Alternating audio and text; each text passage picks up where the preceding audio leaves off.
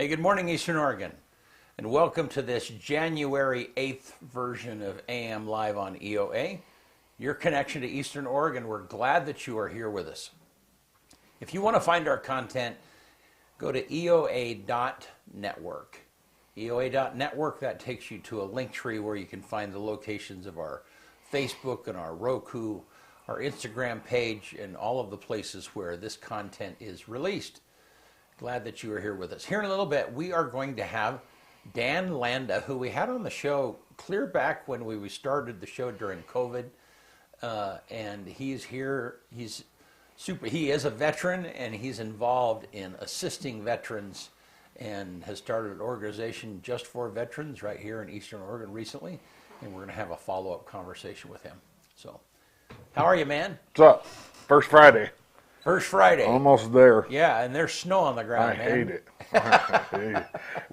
We went to Pendleton last night, and as soon as you hit Meacham, it was just dumping, and I'm like, oh no, we're gonna get stuck over here. Thankfully, yeah. On the way back it was nicer. I mean, it was still a little bit of snow, yeah. But on the way back it wasn't near as bad as on the way over there. Yeah. But I did not want to get stuck over there. Huh. Well, it's chilly. It's chilly this morning. Yeah, I'm not a fan. You know that. It feels like winter. Yeah. Unfortunately. Unfortunately. Yeah. Well, you want to do sports? Let's jump right into it. Yeah. You're gonna get a little. Do we have a rant? Oh, you're gonna get a big rant today. Yes. Yeah. So Bennett, brace yourself. Yeah. So we need a little red thing that's right along the bottom that blinks. Kyle rant. No, anyhow, take it away. Here we go.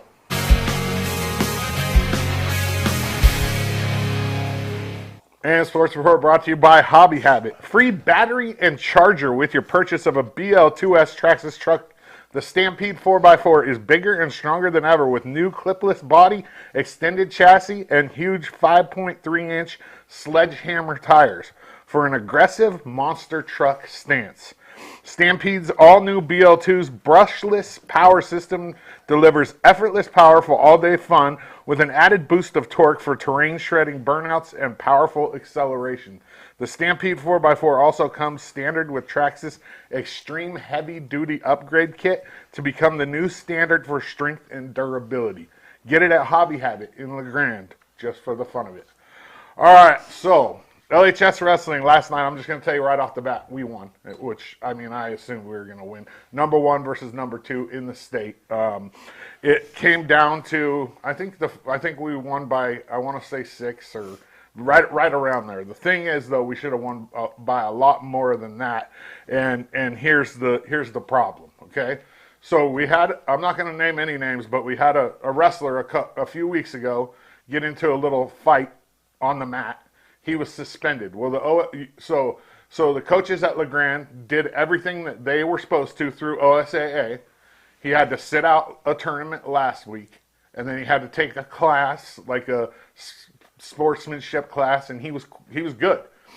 They get to Pendleton yesterday. Everybody weighs in. They do the face-off, and a face-off is where the wrestlers walk out who are wrestling each other and shake hands. It's before the match.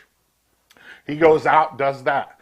Well, the match is moving along, and at this time, Pendleton was up a little bit, and we get to a couple weights before him, and it's a different kid than what did the face-off. And everybody's like, what's going on? Because you weigh in more guys than the face-off just in case somebody gets hurt or if you want to bump stuff if you're winning. Well, the thing was the Pendleton coach, this weasel, Hancock, and I'm going to call him out straight right to, I would say this to his face. He called OSAA and said something about the kid, and come to find out you have to miss two events, and the kid had only missed one. So after weigh-ins, he tells the scorekeepers that this kid's not eligible to wrestle. And so La Grande has to scurry around. They bumped 2 kids up a full weight class and had a non-varsity guy wrestle at the weight class below it, and they still won. My problem with it is that the coach, all he had to have done was just tell Clell when he got there, hey, we called OSAA and they said that this person's not eligible to wrestle today. but he tried to backdoor and be sneaky about it. And to me, that shows a lot about the integrity of that program and what they're doing over there. And if anybody from Pendleton has a different story than that, I'd love to hear it, because I've heard this from numerous people. And when I asked Chloe for a comment, the head coach at LeGrand, he said no comment. And we talked a little bit off the record, but that's neither here or there. He's not going to comment on it, but I will. It was Bush League. You just don't do that.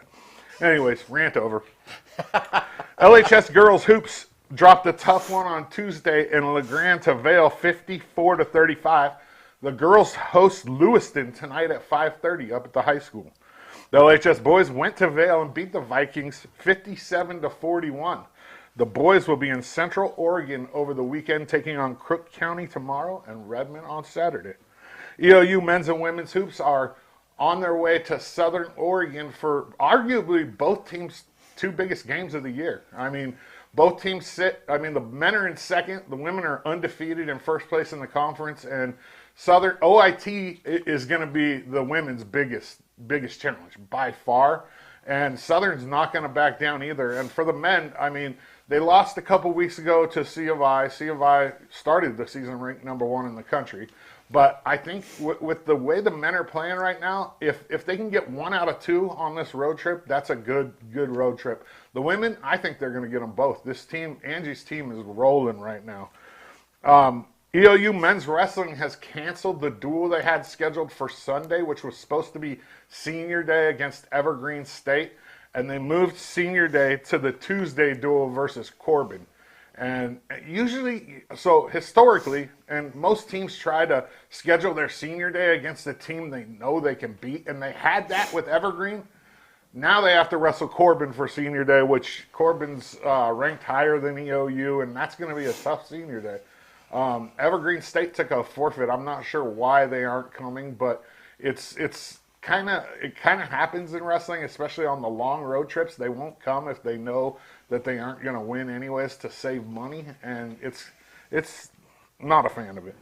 Finally, EOU softball has their fundraiser, their prime rib and poker fundraiser this Saturday at Bud Jackson's. It starts at 6 o'clock, and then at 8 o'clock we'll start a poker tournament, and I think it's $36 a plate for the food, and then $50 to get into the poker tournament. All the proceeds will go to the EOU softball team, who was number 3 in the country last year. AM Sports Report brought to you by Hobby Habit. Go check out what Joe and his team have done down there, just for the fun of it. All right. Good stuff. Thank Yeah, you. what do you think about that's BS, huh? Well, yes, it is. Man, it's ridiculous. Unfortunately, I mean, so he did the right thing. In other words, I mean, he did what he was allowed to do. He just should have done it up front. Yeah, he should have just said something to Clem when they got there. Right. Hey, we called OSAA to check his eligibility, which is kind of janky in its own. But thankfully he did, because the later repercussions, if he would have wrestled, might have been worse. Yeah. But I mean, it's kind of janky to call him in the first place. That's like that guy, that... No, I know, yeah. It's like that stuff that happened during football. No, They played the kids, Sweet Home asked them to move the game to, Philomath, where they asked them to move the game to Monday, or from Monday to Thursday, and then turned them in for playing players too many quarters, and they missed the playoffs because of it.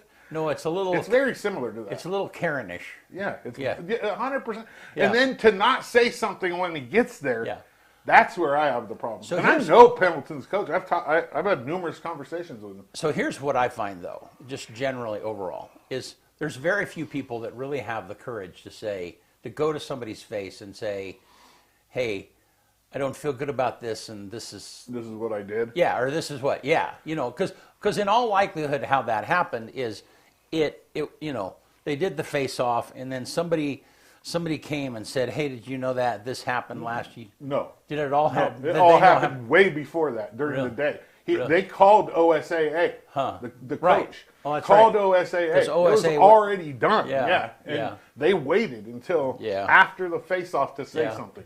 Yeah. So when Tommy was supposed to, I said, everybody knows anyway. Yeah. But at the same time, it's like you waited, like you called and then you waited, and I mean, I've heard this from people that aren't going to lie. And I don't, I mean, you and I talk a lot personally, and it's in me that if I have something difficult to say to somebody, I'm gonna try and say it right to their face. Me too. Before they find out from some other thing. Yeah. Me too. But 100%. but there's the truth is there's just that quantity is not common. No, they just do. It's like it's common in high school sports where coaches, like you saw, like I said, with Philomath and Sweet Home, Yeah. they'll do anything to win. It's crazy, and they still didn't win in Yeah. their house. Yeah. Oh, Yeah. Well, all right. Well, hey, let's take a look outside. Look at all that white, man. yeah. Come on, I'm gonna go do a little sledding. Yeah, right. You never catch When me was the sledding. last? Yeah. When I was probably like Yeah. 8th grade. You on something slick. I skied twice before. On in my something life. slick on purpose. That would be funny. Oh, I mean, when we first moved gotta here, we fix it. lived right at the bottom of 8th Street, right on 8th Street. Yeah. So I've rode down that a few times, but Yeah. it's never been my favorite thing to do. I tell you, sledding was one of my favorite activities as a kid. So I've never been a fan of having to walk up somewhere that takes, No. 15, 20 minutes to walk up and then 1 minute to go down. that's why I love skiing, because it was like, it was You get a ride it was to the momentum downhill with somebody hauling you back up. And that's why I don't like skiing, because you have to sit up in a chair. And down there is cold and wet, too. I tell you, one of the most fun, romantic things ever is like in a chairlift at night skiing. Never done it. Yeah, it's Never a beautiful thing, especially if you're with the. I have rode in the a right chairlift person. though, but so when I got married at Willow Lake. The whole wedding party took the gondola up top. Oh, that'd be I interesting. stayed down at the bottom. Did you? by myself. You're like, I'm not going. No, because they're there are Everybody times- else is like, we're going, and I'm Yeah, like, no, okay, have fun. There are times when that gondola It is starts like, swinging. I've seen videos of it. No, yeah. All right. Well, hey, thank you guys for being. Oh yeah, weather graphic. Thank you. So we have a whole 2 degrees difference between morning and evening today. So I don't know what the temperature is right now, but it's got to be Probably it's below cold. freezing. Yeah, we'll see. or close to it. I got weather on. So and then 31. 31. So anyhow, it looks like we're going to have this kind of weather for maybe a little bit sunny. So this might probably will all melt tomorrow. We'll find out. Yeah, it's going to warm up on Monday. Yeah. Looks like on Tuesday it's going to be almost 50. Yeah. I'm okay with that. All right. All right. Well, hey, we're going to take a quick break, and we will be back with Dan Landa, who is with Eastern Oregon Veterans.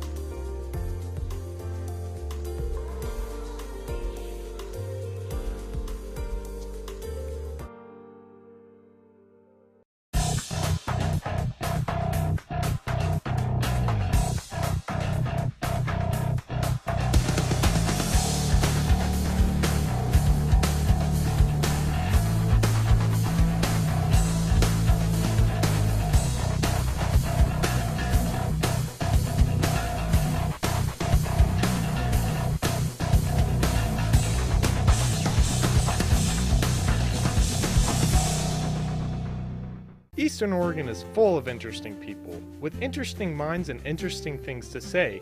Here at EO Live, we're committed to connecting you to these intriguing people with EO Talks. We let our special guests share their ideas and life experiences with deep, open, engaging, and inquisitive conversations.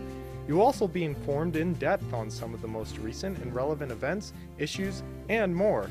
EO Talks on EO Live, your connection to Eastern Oregon, now on Roku.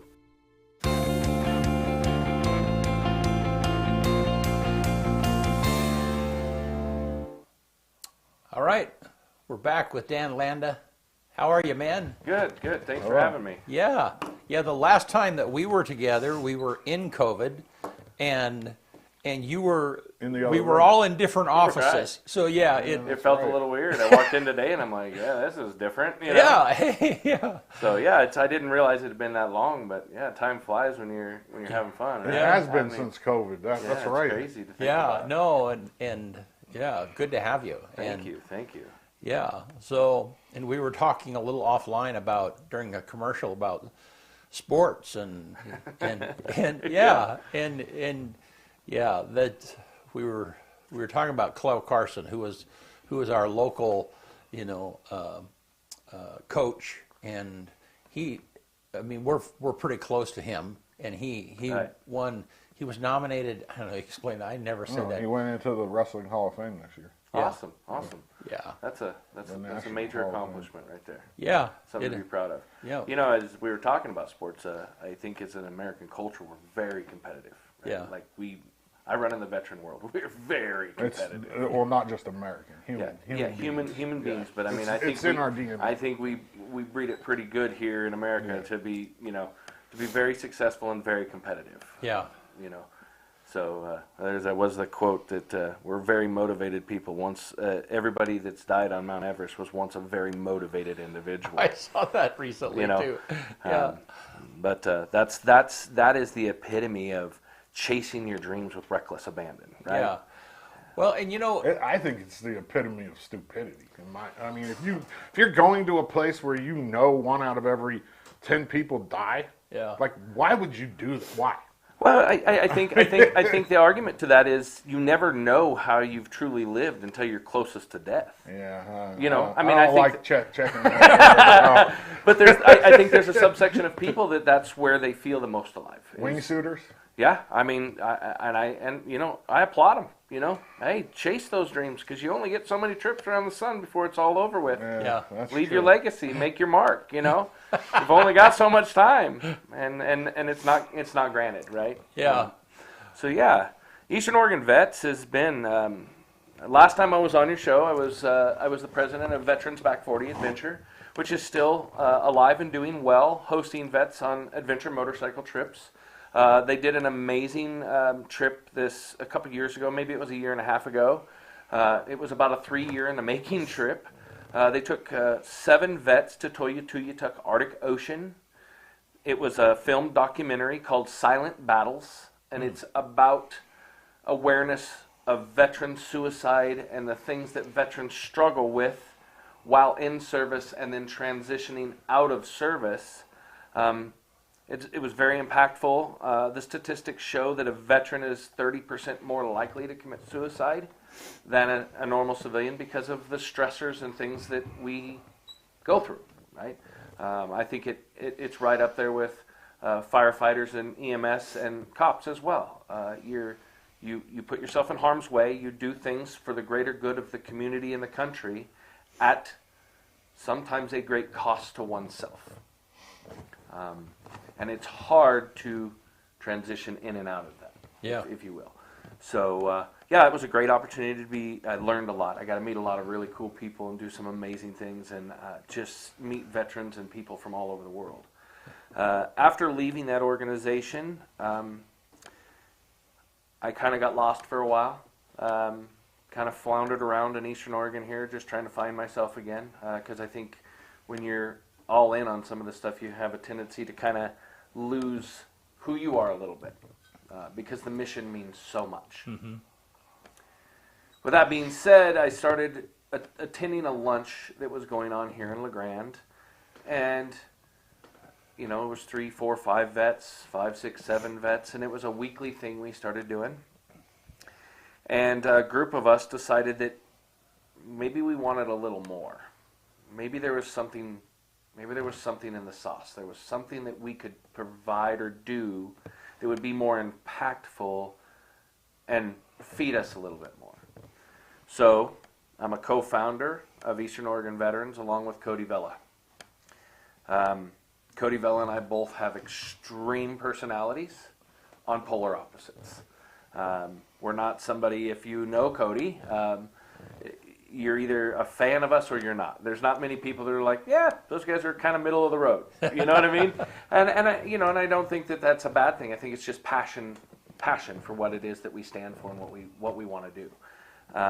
Cody runs the backside of things, the Facebook page, the Instagram page, takes care of things like that. We are 100% veteran-run, grassroots. Every dollar that is raised goes to supporting and helping the mission of taking care and providing for a veteran in our community. It's been a great honor to be part of something bigger than myself. Eastern Oregon Vets' motto is, we are the organization that is an all-inclusive seat at the table. There is no rank.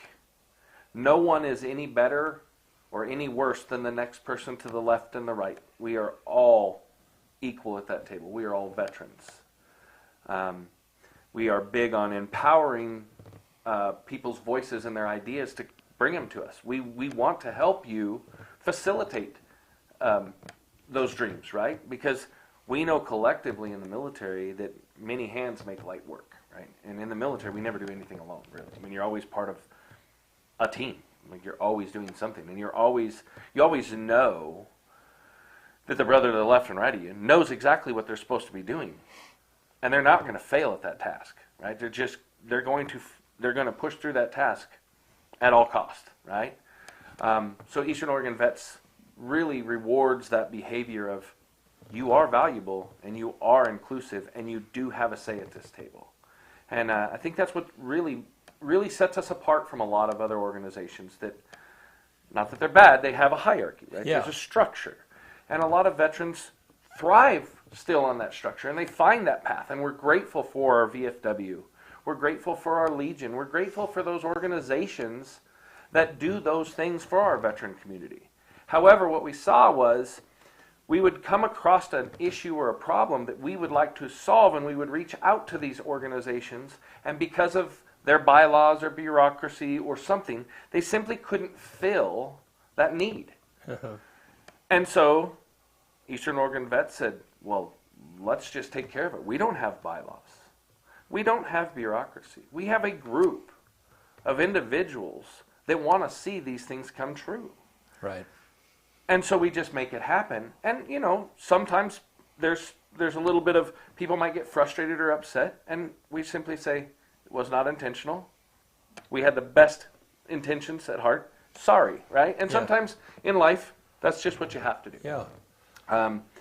So with Eastern Oregon Vets, now I think we're going on year 3. I can't remember. I mean, like I said, I didn't remember I'd been here during COVID. I mean, that was 6 years ago now. I mean, so again, you lose track of time sometimes when you're doing these stuff. It just clicks by, doesn't it? Yeah, so this last year, 2025, was a season for the record books, man. It was just super impactful. So this year, Eastern Oregon Vets hosted 50 lunches with an average of 20 vets per lunch. That's 1,000 vets served here in your local community. Awesome. Where do you guys meet at normally? We meet at a different location every single time. And the reason why we do that is because we feel that we're impactful, and we want other people that maybe didn't serve the opportunity to feel like they're adding value. Mm-hmm. So at the end of a lunch, we'll say, hey, where would you guys like to go to lunch next week? And somebody will throw out, hey, let's go here or there. And we'll be like, yeah, that sounds like a great idea. So do you go like to a restaurant? Yeah, or we go to a restaurant. Okay. Yeah. Okay. So this week we just met it. This was our first lunch of the year, was yesterday, and it was a cock and bull. Yeah. And from there we have a guy that's kind of taken up a leadership role, if you will, or a role that matters to him. Right. And his role is, he organizes all the lunches. He tracks all the lunches. He makes sure he knows where we've been, how many times, and on what weeks, and so on and so forth. He's an admin guy. Yeah. He's also in charge of our call roster. And our call roster is simply your name, your branch of service, and your number in case someone needs to get a hold of you and doesn't have a way to get a hold of you. Yeah. There's a running call roster. And as we gain new people, we offer them the opportunity. Would you like to be on the call roster? Yeah. And it's just it's something it's a standard operating procedure in the military to have a call roster. Yeah. So we've adopted some of our old practices that we've taken from our military service and implemented them within, because it's just more cohesive. It's something we all understand. And everybody understands. Yeah. Yeah, it's an understanding, right? Like, Yeah. hey, if I need to get a hold of somebody, Yeah. and I'm having a bad day, and I don't remember, I didn't put him in my phone, or I didn't remember, or you're like me and you're terrible And then at tech. that call, everybody has that call roster. Yeah, everybody Yeah. that wants that call roster Yeah. or wants to be on that roster, it's voluntary, Yeah. is on that roster. Yeah. And it's worked very, very well. Right now, I think there's 96 people on the actual running roster. Well, that's cool.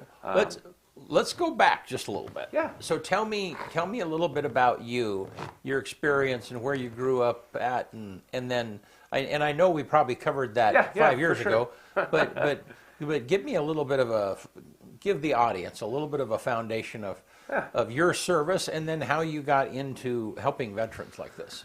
All right. Yeah. So starting back, just a little bit of context here. 75% of all veterans come from broken homes. Okay. 10% is lineage, and 15% is, well, I don't know what else I'm going to do. Might as well join the military. Maybe I'll get some college or some experience out of it. Right? Yeah. That is the demographic. Yeah. Okay? So starting with that, I grew up in a small rural town in central Washington. Graduated with about 26 people, much like we have here in Eastern Oregon, you know, in Union and Cove and Elgin, small rural areas, farming communities. Big into sports, you know, horses, sports, and religion is kind of like the fundamentals, Right? Just kind of like here in the Grand Ronde Valley, you know. So I grew up doing that. I had an opportunity right after high school to go work for a major farming corporation called RDO, Ronnie Offit. It's the biggest potato farm in the United States. And I just took my skill set that I had from coming from a farm to that operation, and met with a very powerful individual who sat across from me at a long 20-foot table and offered me a job. And I came there the next day, and he asked me if I knew where Havana, Illinois was, and I said no. And he said, well, there's a pickup out there. I suggest you buy a map. You have 2 days to get there. And off in the world I went, you know, roughly a week after graduating high school. I did that for a few years. But as you know, farming is not a year-round position, especially not in Minnesota, where Ronnie Offit is based out of, RDO is based out of. And after a couple years of being gone all summer and working really hard and having immense amounts of money for a young man at that age, and then quickly burning through that money, I realized that that was not something that was sustainable for me. And so I opted to look into the military. It started out as a lineage thing. My grandfather served, and I went to the Air Force recruiter to see if I could get in. Well, growing up in a rural town and not being from a real healthy family, you know, with my struggles, right? Good and bad, right? I didn't take school as serious as I thought I should have, right? I wasn't dumb, I just didn't care for school. It was a menial task that I had to get. I was the same way. Yeah. So when I went to the Air Force recruiter, he looked at me and chuckled and said, we have standards here. And so obviously very quickly I realized that they weren't interested. Now I'm paying for my lack of understanding what I didn't understand. Right. Yeah. So I went down the, you know, most of the time when you see recruiters, there's all of them there in one row, right? And I knew I didn't want to be on a ship. That wasn't just for me. And you know, Marines ride on the Navy, and the Navy rides on ships, and that wasn't for me. I knew that was just not something for me. And the Navy guys that I've worked with in the past, I call them boats, and they get frustrated with me because there's many different classifications. To me, it's a boat. It's in the water. It's like Dodsey. It's cold. It's slick. I'm not enjoying it. Like, 100%. you know what I mean? And so I joined the Army, and I became a heavy wheel diesel mechanic. It's not something that was on my register. I didn't really want to be a mechanic anymore because that's what I did on the farms. But when you take a young man and you offer him, you know, room and board, you know, all the things, and you say, hey, here's a little stipend if you take one of these mechanic jobs, you know, I mean, they sway it in their way that they, you know, they have quotas to meet, and so I became a mechanic, and I came down on orders for Germany, and I was overseas in Germany for roughly 3 years. I didn't fill out my full contract. I got hurt. And as things may be, I got put out early. And that's I think you're going to hear that as you meet veterans. You're going to hear that classic story of when the military is done with you, they are done with you. So let me stop you real quick. Just to pull your microphone, maybe clip it up a little bit higher. You're pulling on that wire a little bit. I'm sorry, go ahead. Yeah, so that is, as we see, government. Yeah. When you see a government auction, you're like, that thing cost $100 million and they're selling it for $1,000. Yeah. When the military's done, it's just an industrial complex that moves on. Right. And I think that transition is fairly difficult for a lot of people. You going from being part of something that is, if you haven't done it, you won't understand it. Yeah. It's hard to quantify what it is. It's the easiest way to explain it to you is it's a check, payable up to your life if need be, written. At 18 years old, 19 years old, you are writing your will. Right? That's how impactful this is. It's just pure, utter belief in what it is that you're signing on for. Right? There is no do-over button or I want to quit. Now, you're on a contract, right? You've entered into a binding legal contract. Right. And the transition's hard for a lot of vets, and it was for me. It was very, very hard for me. I felt lost, and stumbled around a little bit. Found myself in places I didn't want to be, doing things that I shouldn't or didn't want to, that were against my values. I just was lost. Met my wife. That I've been with we've been together, been married this year will be 25 years, been together 26 years. And started falling into the things that I enjoyed again, motorcycles and things like that. And then she signed me up, backtrack just a little bit.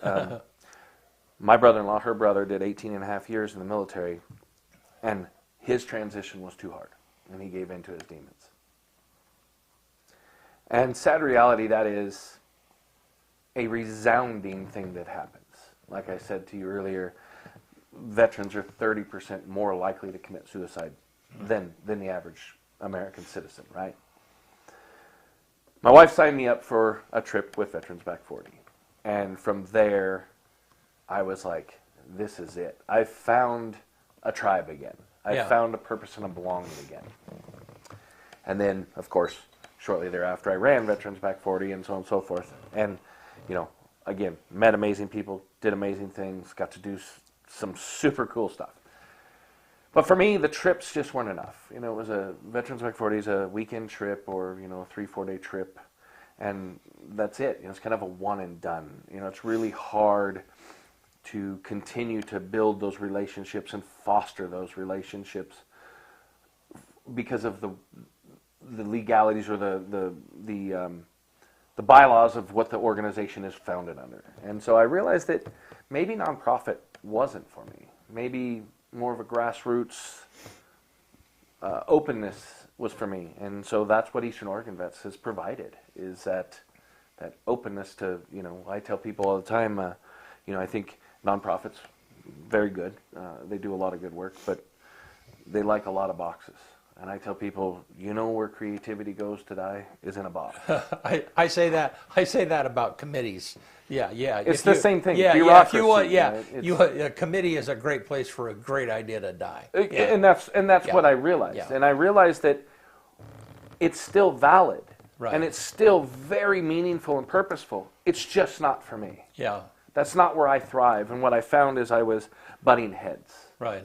And let's face it, I'm trying to create a safe, secure, healthy environment, not butt heads with my fellow brother, right? Like, he's like, you're making messes. And I'm like, well, you're slowing me down.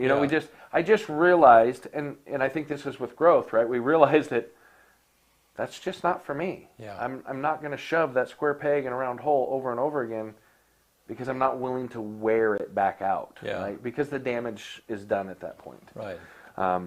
So, again, Eastern Oregon Vets, nobody's in charge. Yeah. It's amazing.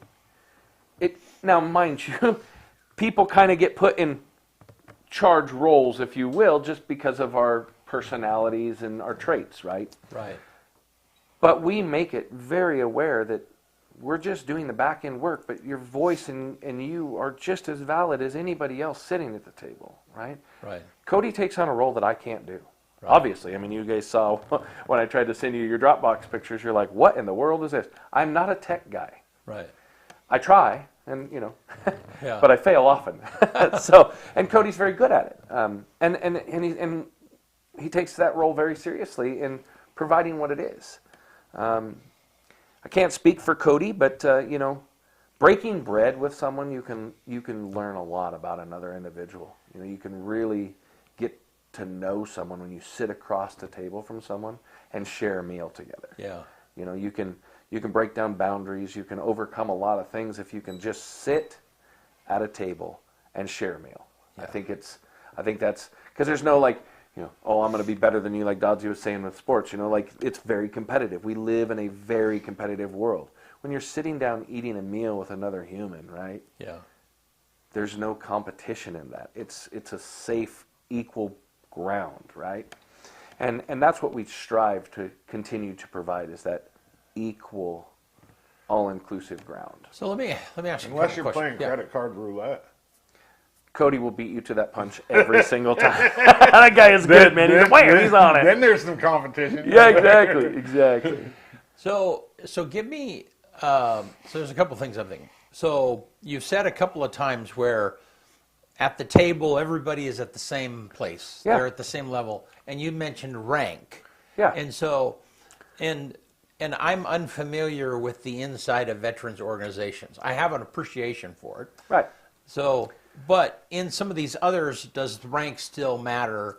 I mean, if you were a lower ranking person and you went into an organization that rank mattered, is there some feeling of like, how when you go back to high school? Oh, yeah. Yeah. So when you go back to a high school or you go back to somebody that you knew, there are oftentimes you have a group of people, you kind of step back into, if you were a nerd then, you kind of step back into the nerd role. Right. The Right. acceptance of you've grown as a human doesn't exist because they're still living in 1985. Right. Yeah. Is that a similar thing in some veterans Yes, organizations? absolutely. Okay. So your VFW Okay. and your Legion has, so in the military you have your enlisted, which is what we call the backbone of the military. They're the ones that do the work, right? Some people call them grunts, some people call them boots on the ground, but they are the moral fabric that moves the military. And then you have your officers, right? And your officers are those who are in charge of logistics and things like that. They matter just as much, but there's one officer, let's say for instance, in a platoon, which is you have squads, 4 squads, you have a platoon with inside of a company, which is inside of a battalion, which is inside of a garrison, right? Well, each platoon has like say 50 people in it. One NCOIC, non-commissioned officer in charge, and one officer is in charge of those people, right? So when you go to your VFW, they are very rank structured. They are built, founded, and governed as a rank structure. You have your president of the VFW, and then there's the secretary and the treasurer. They're very structured, which, again, like I told you earlier, it works for some people. Right. What it tends to work for is those who are admin heavy and put a lot of emphasis on structure, cohesion, boxes. It's what makes sense to them. It's what worked for them, and they continue that. Right. Now you throw a bunch of doers in there, right? And doers just do. They don't see obstacles as obstacles. They look at it, go over, under, around, or through. Yeah. Right? So when you're talking your forward guys, like your Cody Vellas of the world, they're breaching doors. They're going in. They're doing these things. It's just what they do. Right. There's someone that said, here is a narrative of what we're after. Go figure it out. Well, they just figure it out. There's not, there's rules, but there's not much structure in it. It's like, all right, target acquired. I don't care if we got to chew through an 8-foot wall, we're going, right? And so a lot of organizations are still founded that way and still operated that way.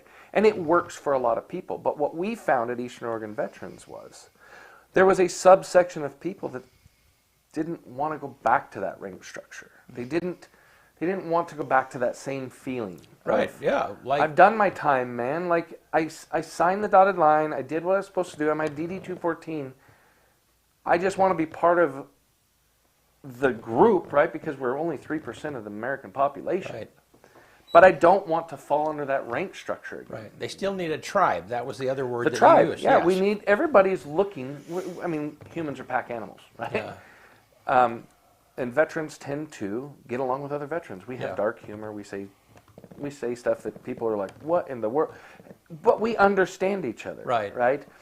It's like when you go back. I mean, I don't know if you guys went to college, but you go back to your college buddies, and like you said, you're back at 19, 20 years Yeah, old, whatever being it an was. absolute doofball. Yeah. And here we are in our late 40s, Yeah. early 50s, still acting like we were 20 again, Yeah. right? It's that tribe. It's that moral fabric of kind of what helped us get to where we are today. Right, and I totally get how. I mean, I get where you're going, and that is, it's important to have veterans a place to go, Right.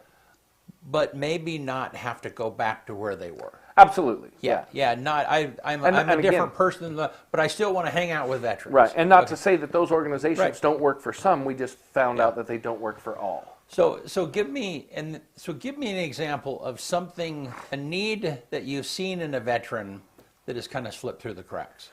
That you're hoping. I mean, you guys are meeting together, and that fellowship, that, for lack of a better word, that camaraderie of you getting together, that fills a need. Right. Are there other things, other needs that you're able to, or that you want to meet, that you're seeing aren't really being met? Yeah. So again, going back to my experience is the only thing I can speak of. Veterans Back 40, I told you, was a motorcycle organization, right? We took vets on trips. Right. Well, a vet would come to us and be like, "Man, I would really like to go on a trip, but my water heater's bad, or I'm struggling with paying a bill or whatnot." And I'm like, "Man, well, I hear you. I can take you on a killer motorcycle trip. Yeah. Right. We're bound by bylaws. We're bound by Right, bureaucracy." yeah, and I can only imagine, here a veteran is riding a motorcycle that he would just love to have the value of it to apply to his own life. Right? And there we are, right? Yeah, right, And yeah. and so, as you've noticed, you've been on councils and been around councils. You can take some of that stuff back to your council, and you can have an emergency meeting and you can see if it might fit within the structure of your bylaws to be able to help that vet. But Yeah. more often than not, the answer is no. Yeah. So I can literally I can take you away from this thing that's bothering you Yeah. and give you 3 days of amazing opportunities and essentially kick the can down the road. And when you get home, now you still have the same issue and you probably have a mad spouse. Right. Because you went and did something really cool. Well, they didn't have hot water or they didn't have Right. that. So again, Eastern Oregon vets, if we have a vet, we provide, we do lunches. Yeah. We did, so this year, I told you it was a gangbuster year for us. ODF&W and our OSP officers, when they get either roadkill, somebody has poached an animal or fish or whatever. We work with High Timber Dreams out of Elgin, which is another nonprofit here in Eastern Oregon, out of Elgin, Oregon. Takes veterans out on lifetime hunting opportunities. Amazing organization, doing amazing things with the structure of a nonprofit. Yeah. Right? We have this year, beings that we work with the OSP and ODF&W have donated roughly 1,200 pounds of wild game meat to 100 veteran families. Okay, we have hosted 1,000 vets over the course of 50 lunches throughout the year. We had a veteran come to us who was homeless off and on after getting out of the military till 2017, has experienced that as well as being hungry, and said, I want to add value. I want to I want to get the community involved. And let me tell you, this community steps up big time. I would put this Union County up against any of the big ones on the west side for what this community does. When we reach out and ask, the flooding of "we have got you" comes in droves. There is, it's almost, you feel almost guilty sometimes because they're racing to see who can help the most. right? Yeah. And you're like, man, I really need to be careful what we ask for, right? We need to make sure that we don't abuse the kindness, right? So this veteran came to us and said, I want to do 10 Thanksgiving dinner boxes for 10 veteran families. We reached out, and within 15 minutes, we covered 12. Money, food, whatever, carte blanche, take care of it. Rob Speedy Delivery says, hey, we want to deliver all your meals. Right? So Eastern Oregon Vets is also an all-inclusive where everybody adds value. Right. Our civilian counterparts, because what they bring to the table is immense. Right? If you don't know what someone is willing to do or the ability of what they have to do to move the mission, if you don't allow them a seat at your table. Right. Right? Rob Speedy Delivery steps up, says, we got you. Yeah. You don't have to move anything. We'll take it all. Amazing, right? Wow. That's super awesome. Moving forward, we get to Christmas. Or right after that success, seeing that vet take that on from an idea to fruition and seeing this veteran who, for all intents and purposes, is kind of a quiet individual, right? Unassuming. Yeah. You'd never know some of the things unless you really get to know him, right? And I don't think many organizations have allowed this veteran to take on a role like that. You know, maybe based on looks or whatever, right? We tend to do that, right? We tend to judge people. And he knocked it out of the park. Christmas, he says, I want to do 20. He did 40. 40 complete meals for 40 veteran families in need, all paid for by this community right here. And he told me the reason why I wanted to do that, he says, because when I got out of the military and I struggled off and on, in and out of homelessness, right, having food, when I finally got myself on my feet and I found a house in Elgin, I reached out to Eastern Oregon Vets and I said, this pains me to ask, but I don't have anything. You guys stepped up as a collective and furnished my entire home with everything we needed. Again, because there is no bureaucracy. Right. It's just people that have a common bond of sharing a military experience that say, I've got you. Right.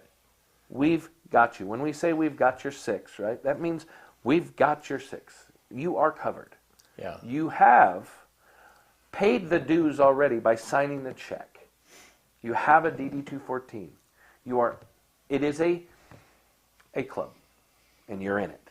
Yeah. Right? And it's not that we don't allow civilians to come in and see. You just don't understand it if you haven't been through it, right? Right. It's an unspoken, unwritten rule. Yeah.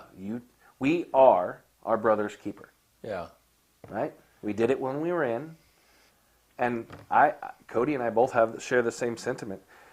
We believe that we can serve better and more effectively now because we don't have these rigid guidelines telling us what we can and can't do.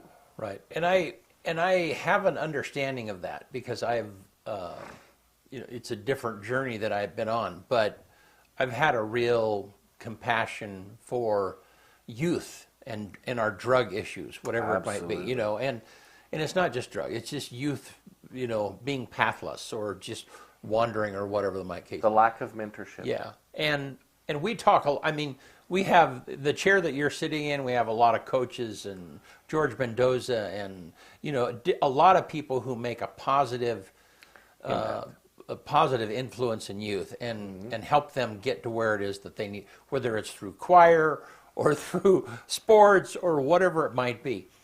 But as I've kind of dove into that problem, I've run into these silos, I call them.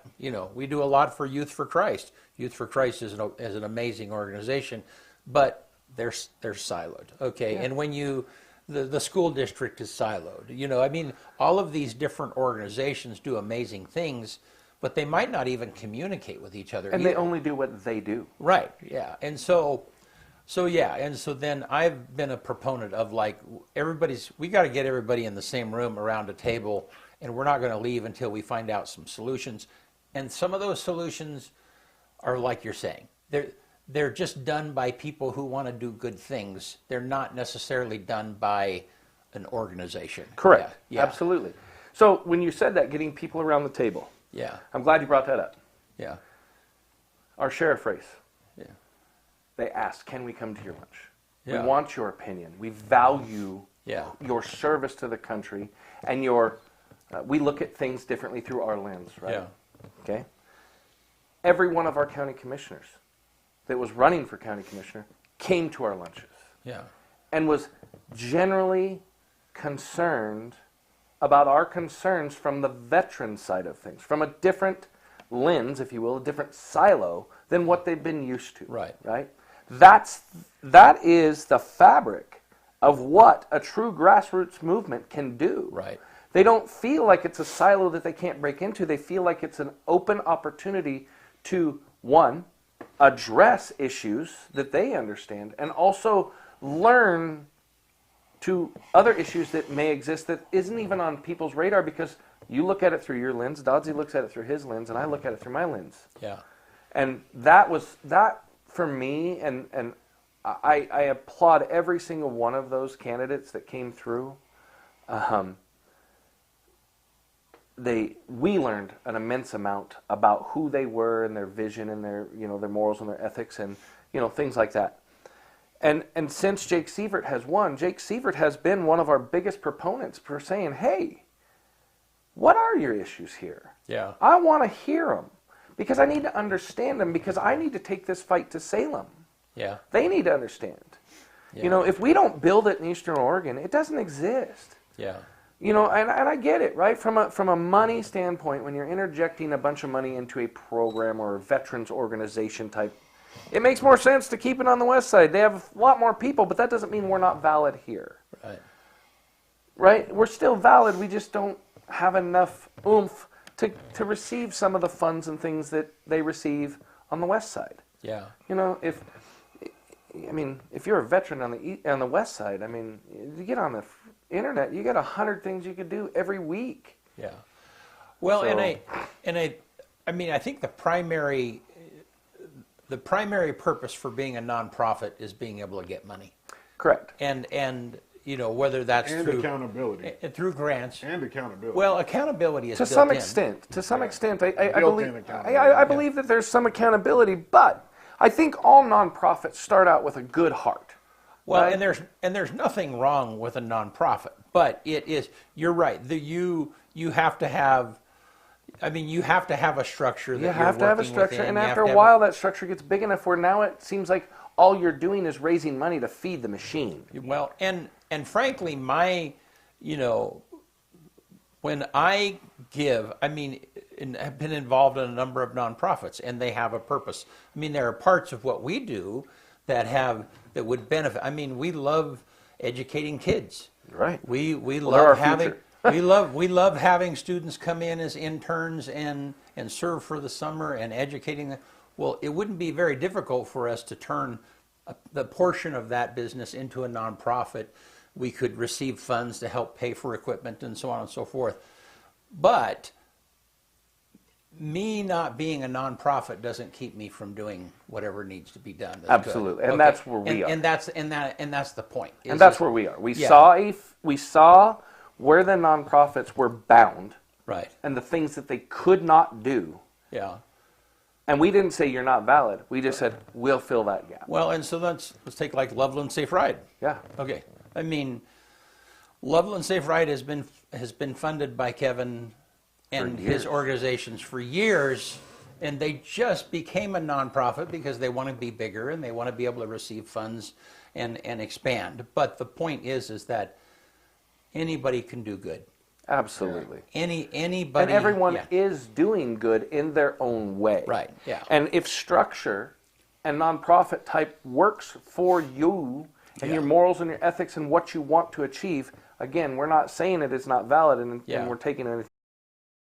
Wouldn't give you that meat. unless you Exactly, have a with nonprofit. high timber That's dreams. the law. Right? And so, it is the law. And that's Yeah. why we work together. We're all trying to move the needle in the right direction. And by being this conduit of saying, hey, we're kind of this gel in between all of you guys. So when a veteran calls, we get veteran calls all the time. Hey, man, I got this problem. Deal with this. Thank you. That's not what we do. Here is who you need to talk to. Yeah. This is their field of expertise. Yeah. And those organizations are like, wow, we would have never known had it not been for these little conduits that exist, right? Like Right. you said, these silos, while they're doing great work and purposeful and meaningful, sometimes they don't talk. Right, and that's what I've seen in the lives of youth. Oh, 100%. So if you have a kid, let's say he's going to Youth for Christ and he's found a place, but all of a sudden he just stops coming. Well, that's probably not good. That probably means that he's wandering out there. I mean, you hope that he's found someplace else, but you know, I want, and I don't know whether this happens or not, but you want you want to be able to call somebody and say like, hey, this kid hasn't been coming. Is he showing up over there? Or is he showing up over Conduits, right? Right, yeah. And so you're and then I mean there are a couple of times in my life when I've been in this situation, it's like, I don't know where this person is, but I need to go find them.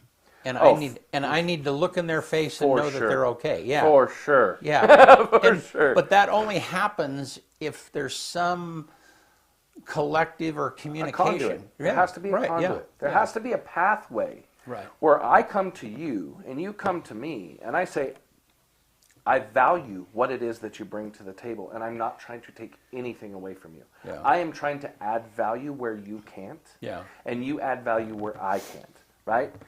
And let's face it, we were talking about this earlier, right? We are, by nature, very, very competitive.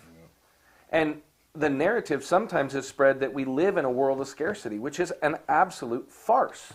We don't live in a world. Just because I gain a rung on a ladder does not mean you have to take one step down on your ladder. We're on different ladders. Like, we should all try to do what it is within ourselves to make this world a better place. Well, and you said earlier that Eastern Oregon is incredibly generous. Oh, that so there's nothing that there's no Union need. County, Right, Union County. And what's funny is that they just have to be asked in the right way. They just have to see the need.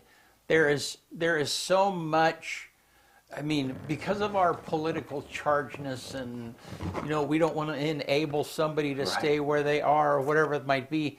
You still have, if you're driving. I use this illustration all the time. If you're driving on the road and somebody has a broke down car or they need something and you can help, you're going to stop, and you don't care who they are. You don't care what their situation is. Humanity first. Yeah, right. And so, and Union County is that way at the very core of who it is. Absolutely. That they are. Well, and I think that the real difference is what we foster at Eastern Oregon Vets is we don't want your money. Yeah. We want all of you.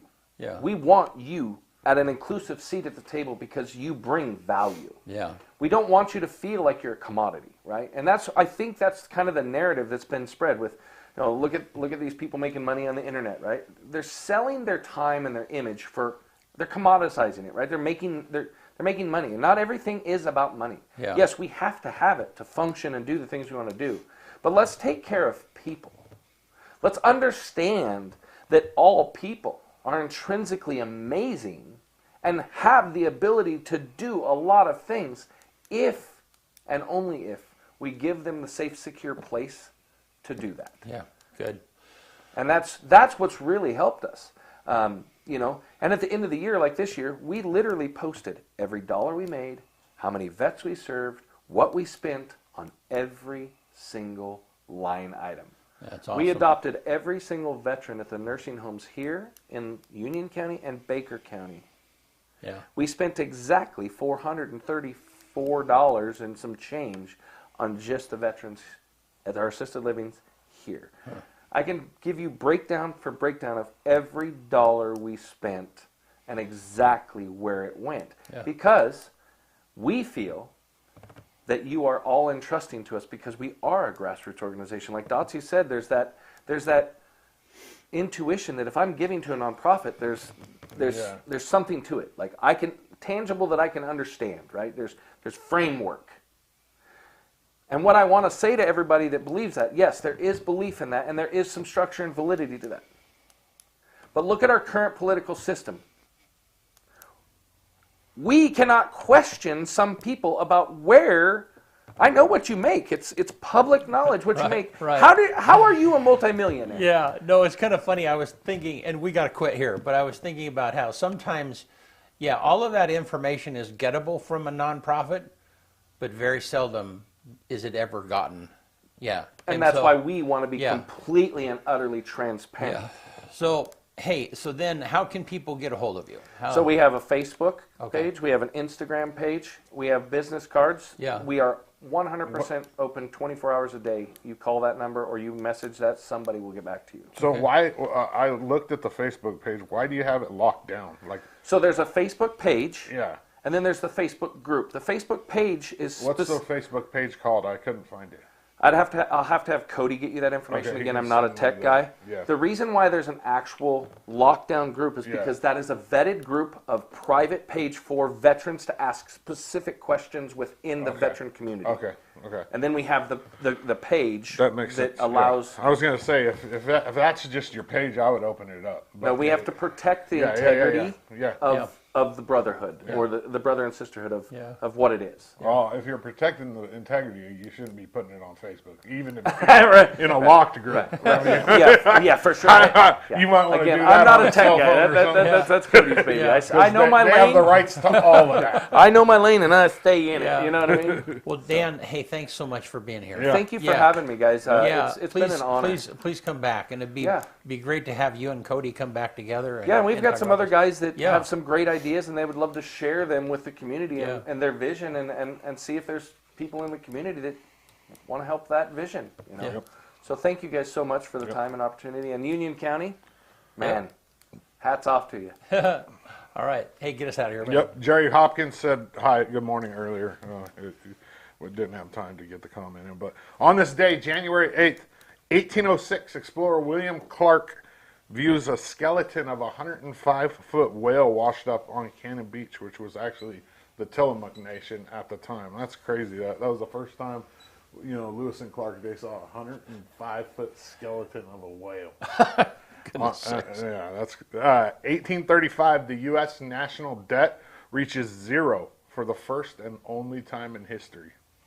1945. Youth for Christ is established. 1992. George H.W. Bush falls ill and vomits on Japanese Prime Minister's lap. That was so funny. I remember that. that was classic. 2021. Twitter bans U.S. President Donald Trump permanently due to the risk of further incitement of violence.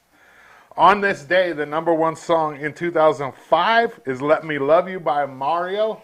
And the quote of the day comes from David Gerald. Life is hard, then you die, then they throw dirt in your face, then the worms eat you. Be grateful it happens in that order.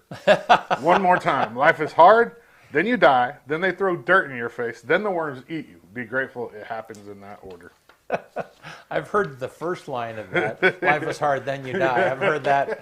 In fact, there probably is a song that says that. I'm Yeah. sure there is. Yeah. Hey, thanks, Dan, Yeah. for coming. Thank you really very appreciate much. it. Yeah. Thank you guys for being here. See you next week. Yep.